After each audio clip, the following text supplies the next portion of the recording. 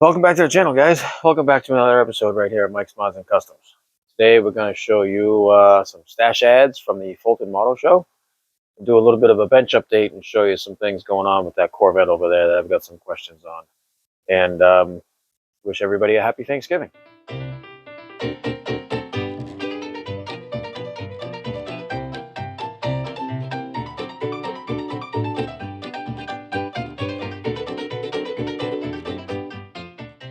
All right, so we'll start with this thing, seeing as it's right here on the bench.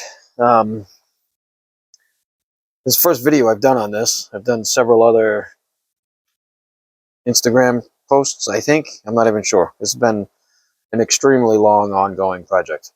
Over a year now. So what I have is this right here. And so resin cast body, resin cast chassis that was supposed to be the same and fit for each other, but it didn't turn out to be. And this is a separate resin cast scoop that I've molded onto, grafted onto the Corvette hood there. Let me start by showing you a picture of what we're trying to work towards here. This is a project I'm doing for a friend, and this picture here is what they want it to look like. So with that said, my objective is to get this car completely assembled and painted in a gloss white, and then I'm going to pass it on to my friend, and they're going to take care of all those graphics that you see on there. All I have to do is the white, and the rest of this construction, which has been an absolute bear, way more than my skill level can handle. I've definitely bitten off way more than I can chew, but I'm trying to do the best that I can to get it done. So what I want to show you here that I've gotten so far, the chassis was too long, so I had to cut it. And I had cut it right here, cut out a section, and I brought my wheelbase in to be what it needed to be. I measured it out to be 4.17 inches from here to here. So I had acquired that fairly close. Then I needed to figure out a way to get tires mounted onto the front of this thing. So I hit Iceman's Collections, and they had this dropped spindle front end set. So I bought it, see what I could do. This is my second mock-up. This is all just assembled with white glue, this tacky glue, which I'm thinking might be a little bit too tacky. I might need to go another whatever. So anyways, I got the lower control arm, upper control arm, and the spindle set on this one where I want it to be. This is the second time I put it on. First time I put it on, it had reverse rake. It was way too high. So I've now lowered the front end. And now I just need to go ahead and get this section of the spindle white glued and tacky glued on in place so that I can then have another mock-up. The next objective that I need to figure out, which I'm really close to, is my width here, this way. From outside wheel to outside wheel, I need it to be 62 millimeters. And right now, I think I'm at before this setup, I was at like 74 or something like that. But having it set up like this with the control arms the way they are, I'm going to have to do some more styrene work to make this look right. But I have to shorten these axles. The axles. I have to shorten the spindles. I have to shorten those up just a little bit more so that when I put my wheels on and they slide over the spindles, I have my 62 millimeters that I need. So what I did here was I found some styrene styrene tube, 2 different sizes. One fits over the spindle that was here, and then that fits inside of a larger piece that is inside the wheels. So if you notice inside the wheels here, I have the styrene tube. That one actually has both pieces inside of it, but that's a larger one that I glued onto the inside of the hub. And then I used a smaller tube there, and then when final assembly comes, this will just slide right over, stay on there like that.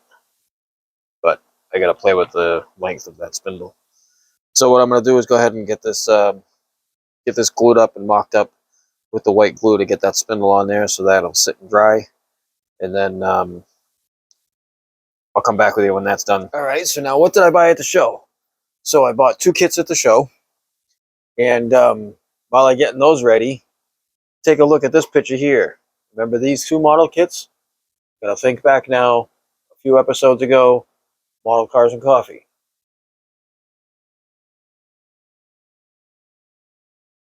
So I found those kits again. Right here, we have the monogram 32 Ford Roadster. Complete, sealed, brand new box.